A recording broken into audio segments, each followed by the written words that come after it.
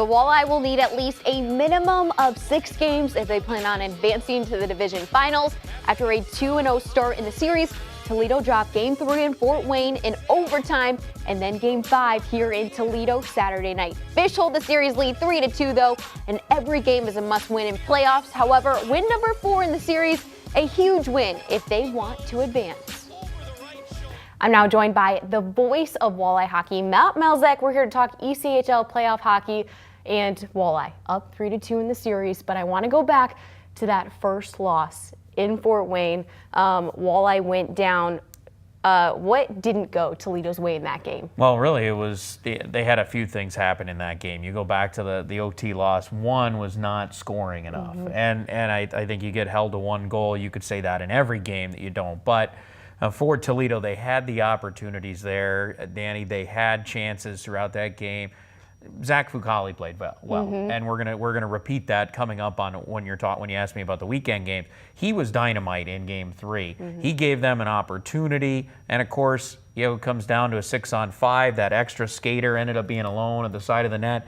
Next thing you know, goal is in. You go to overtime. Anything can happen in overtime, and that has been the case. Well, I bounced back in Game 4. Someone you have to talk about, Kevin Tansey, had 3 assists in that game. What kind of player has he been in playoffs? Well, you know what? He's been a beast back there defensively, as I think Toledo has had that as well this whole time, Danny. I mean, their defensive core has played very well, and I think that's why you look at throughout the entire series, you're talking 5 games now, they've allowed a total of 10 goals. That means you're holding Fort Wayne, a good offensive team, to 2 goals or less just about every night on average. Now they did score 5 with the empty netter on Saturday, but defensively you got to talk about that whole group. You can't just signal out Kevin Tansey. He's played very well. He scored a great goal on Saturday night as well. You mentioned the 3-assist performance from Friday. But boy, that whole group, Matt Register has played terrific. Kevin Tansey has played outstanding. Brendan Kotick has been a physical force back there defensively. Ryan Obakowski, we don't even talk about him very much. And sometimes when you're a D-man and you don't talk about a D-man much, that's a really good thing. Now going into Game 5, Walleye up 3-1 in the series. However, the big story, they let Fort Wayne convert on 3 of 6 power play goals. How did that happen? Well, a couple of reasons. One, you could see the tweak for Fort Wayne on the power play. They decided to go heavy traffic in front, and they're just unloading shots from the blue line, which is a key part of the power play. You're going to see some creative goals, some good passing from here and there that are going to get things done for you.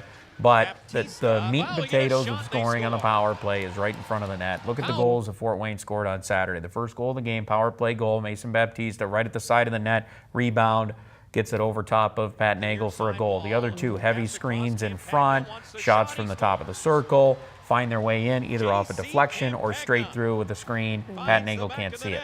Those are the key things of how you score on the power play. It's why Toledo's been so successful on the power play. They're converting on 26% in this series, so they've done a nice job.